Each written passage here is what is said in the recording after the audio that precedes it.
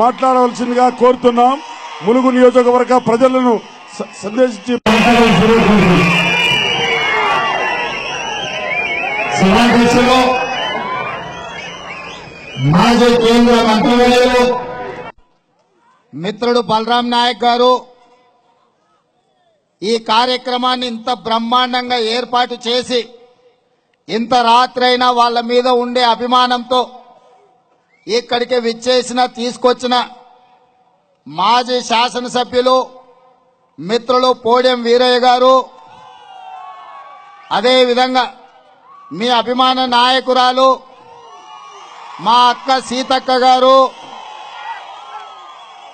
అదేవిధంగా ప్రజా చైతన్య యాత్రలో భాగంగా మిలుగుకు ముఖ్య అతిథులుగా విచ్చేసిన పిసిసి అధ్యక్షులు కెప్టెన్ ఉత్తమ్ కుమార్ రెడ్డి గారు, కార్యనిర్వాహక అధ్యక్షులు బట్టి విక్రమార్క గారు, శాసన మండలి సభాపక్ష నాయకుడు పెద్దలు షబీర్ అలీ గారు, అదేవిధంగా వేదికను అలంకరించిన అధిరథ మహారథులు పూర్వపు వరంగల్ జిల్లా అధ్యక్షులు నాయని రాజేందర్ రెడ్డి గారు, ప్రాణ సమానులైన కాంగ్రెస్ పార్టీ కార్యకర్తలందరికీ కూడా హృదయపూర్వకంగా నమస్కారాలు తెలియజేస్తున్నా.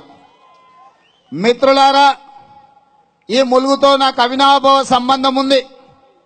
గతంలో పెద్దలు పోడెం వీరయ్య గారు, అదేవిధంగా సీతక్క అందరూ కలిసి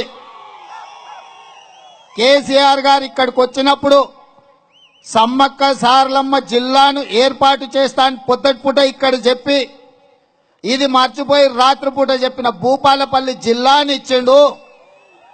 వేసుకున్నప్పుడు చెప్పిందే గుర్తున్నట్టుంది, దిగినాక చెప్పింది గుర్తులేరని మీ సభ పెడితే ఆ సభకొచ్చి వారిద్దరి నాయకత్వంలో సమ్మక్క సారలమ్మ జిల్లా ఇవ్వాలనే మీ డిమాండ్కు రోజు మొత్తం మీ దగ్గర కూర్చొని మీ దీక్షలో మీకు సంఘీభావం తెలిపి వెళ్లడం జరిగింది.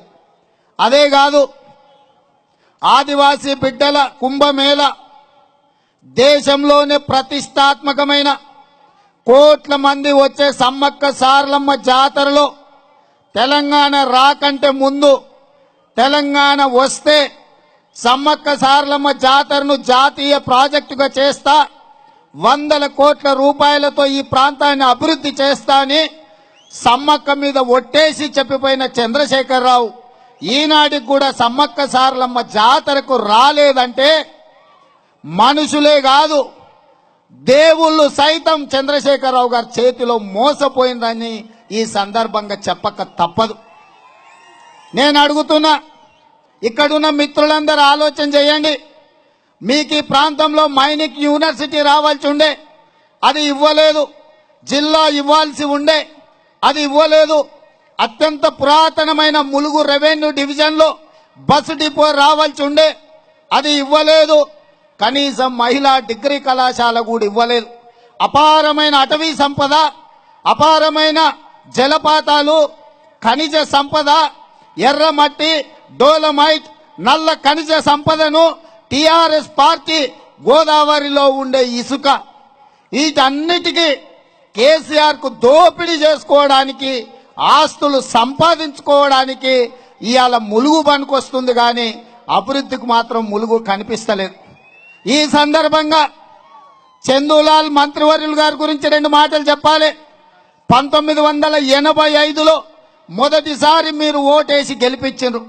85 నుంచి ఇప్పటి వరకు దాదాపుగా 33-34 సంవత్సరాల నుంచి ఎమ్మెల్యేగా, మంత్రిగా, ఎంపీగా పదే మీరు గెలిపిస్తే ఆయన ఆస్తులు పెరిగినాయి, కార్లు పెరిగినాయి, బంగళాలు పెరిగినాయి, కొడుకు పదవి వచ్చింది, ఆయనకు మంత్రి పదవి వచ్చింది. ఆ మంత్రి పదవిలో కొడుకు దొంగ సంతకాలు పెట్టి లంచాలు తీసుకుంటుంటే అడగలేని పరిస్థితుల్లో చందూలాల్ మంత్రి గారు ఉన్నారంటే మీ ప్రాంత గౌరవాన్ని ఎలా తాకట్టు పెడుతుండో ఒక్కసారి ఆలోచన చేయండి. ఈ పక్కన ఉన్న జంపన్న వాగు గాని, లేకపోతే సమ్మక్క సారలమ్మ జాతర కానీ, జాతరలో జరిగే పనులకు కమిషన్లు లేకుండా చందూలాల్ కుటుంబం పనులు చేయించిందా మీరు ఒక్కసారి ఆలోచన చేయండి. గతంలో పోడెం వీరయ్య గారు ఉన్నా మా అక్క సీతక్క ఉన్నా, ఈ సమ్మక్క సార్ల. వీడియో నచ్చిందా?